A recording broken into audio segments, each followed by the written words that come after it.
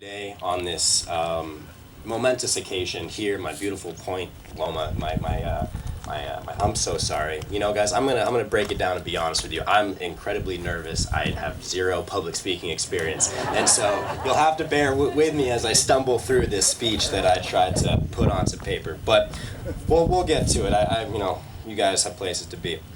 So, to begin, I would like to thank and congratulate a group of people who, over the last 4 or so years, have tirelessly committed themselves to working to reach this very special and proud day. And, of course, I'm talking about the parents of the graduates. Now, parents, you all must be so incredibly proud to be here today and see your student, your child graduating. But today is not entirely about you.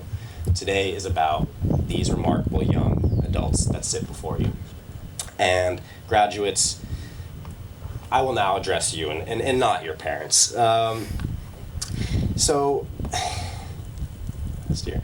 These 20 young individuals that sit before you today have come so far and have matured so much in these 4 years that if you could please help me in properly congratulating our graduating class of 2018, I would be so honored.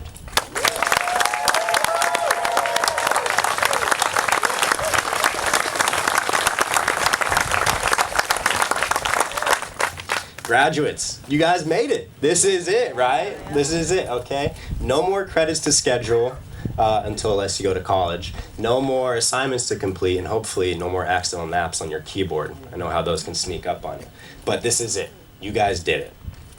A little over a month ago, when I started preparing for today and preparing for this speech, I started to feel a little bit uneasy and nervous, kind of like how I feel now. And I had a hard time deciding what kind of advice I was going to try to give to you guys, let alone how I was going to keep you all from falling asleep. So I know I'm not important enough for you guys to throw shoes at me, but I don't mind seeing an occasional sandal or flip-flop go whizzing by my head. No, today I wanted to try to steer away from the classical commencement speech that's filled with lots of cliches and things that we've probably all heard before. And so today I'm going to share a little bit of my experience with how I went through high school and the struggles that I went through and eventually found myself sort of jumping over. Graduates, this is obvious, but you guys are never going to forget today. And to me, when I graduated, it kind of marked a time in my life when I went from a student to being adult, educated, but I'm set loose on the world now.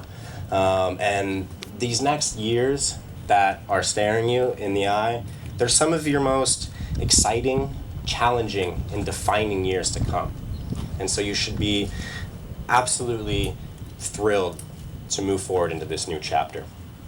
But for some of you, we'll get into the experience of high school. And for some of you, these last 4 years may have been a walk in the park. I don't know, it might have been just yesterday you started class, and then now we're here at your graduation commencement with a stumbling, bumbling speaker who's too nervous to give this address. But for me, however, this wasn't the case. High school, like I said, I struggled and I had my pitfalls here and there. But when I was about 17 or 18 years old, getting ready to graduate, the most difficult thing that I had done in my life up until that point wasn't competing in and training for an Olympic Games, which took a lot of time and took a lot of effort and dedication and motivation, and it was hard, but it wasn't the hardest thing. And the sport that I was involved with was an action sport, snowboarding. It's fairly dangerous, and so injuries, well, they were fairly common. I remember sometimes not being able to walk to my desk because I had broken my leg and I was on crutches, or not being able to type too well because my right arm was in a sling, so I had fractured my shoulder and done whatever. And this one time for 2 months I couldn't really chew because I had dislocated my jaw and fractured my skull. And these things were all hard, they were taxing at the time, sure, but you get a straw and you can drink soup, so it's fine. But these things were difficult, but comparatively to high school, they had nothing on it. And, sorry about this. It was nothing to like what my 4 years, well actually 5 for me. It took me a little bit longer to get through high school. They had nothing to do, or they had nothing on how difficult school was for me. And so when I look back on this experience, I remember struggling through these assignments long after they should have been submitted. And as you all know, I'm sure our school is awesome and we get to pick our due dates, right? But mine were like I said, it took me 5 years. So some of my due dates were a year ago and I was still supposed to do it, right? So I remember sitting there at my desk and I was procrastinating and creating excuses as to why I should watch a YouTube video or watch meme accounts or cat videos on Instagram, essentially anything than do my work. I remember at times, wanting to tear my hair out, throw my computer across the room, or just daydream about how nice it'd be if I didn't have to log on to Brain Honey again. Wouldn't that be nice? But, despite feeling like I was going to have a mental breakdown almost every other day, I remember making myself do other things, like putting my phone in other rooms, like canceling out all their pages on my computer, getting up early, going to bed late, essentially just forcing myself through these classes.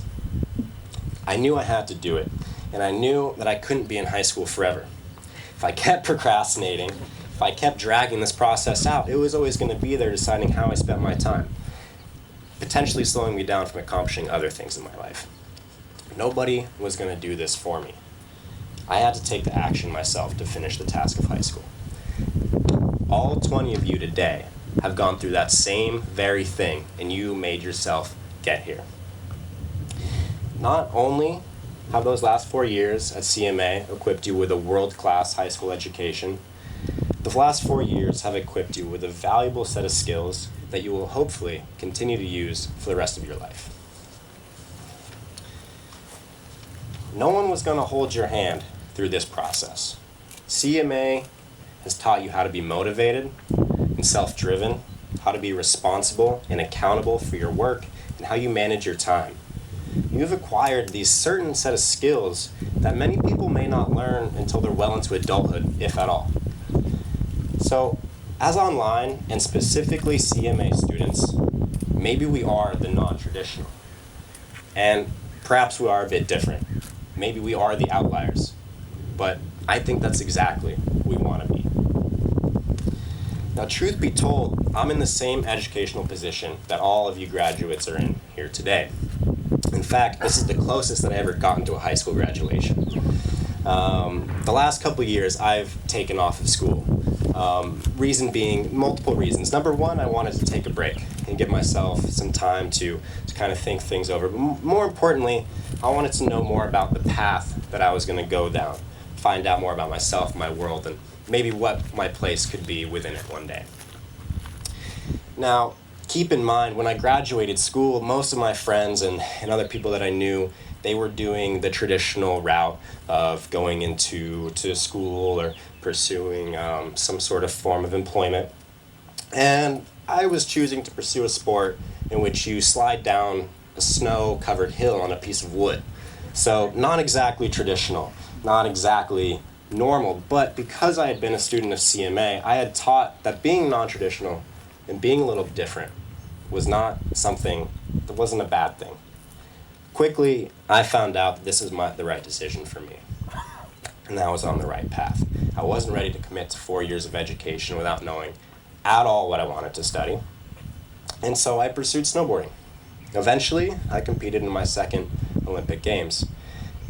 That would never have happened if I didn't attend CMA, if I didn't learn how to be motivated, self-driven, and relentless at the task at hand. I pursued employment in some areas that I'm passionate about. They led me to some really interesting people, some beautiful places, and even better opportunities. And now, as I start to get ready for college in the fall, alongside all of you, just 2 years later, I realize how being different and utilizing those skills helped me get a head start, even if I was a little bit slower. And while I'm not 100% on what I'm going to study, I found my direction, and for me, that's all I needed. And so, to all of you graduates that are here today, who are worried or anxious about what you're going to do, or who you're going to be, or what your life's going to look like in the future, let me leave you with a few final thoughts. If you're lucky enough to be graduating today without the slightest idea of what you want to do, no one's ever been luckier than you. This next period of your life is the time to take risks, to venture bravely into the unknown, to be unorthodox, to be non-traditional, to go forward with courage and curiosity. And if you take nothing else from this speech, I hope you can take this. There's something much, much scarier than failure, and that's regret. That's daydreaming about the what if or the what could have been. So prepare yourself to fail time and time again, but always be willing to go 1 mile further, to go 1 more hour, no matter what, always a little more, because that's who we are. As CMA graduates, we are the outliers. We will go the extra distance, for we are the extraordinary.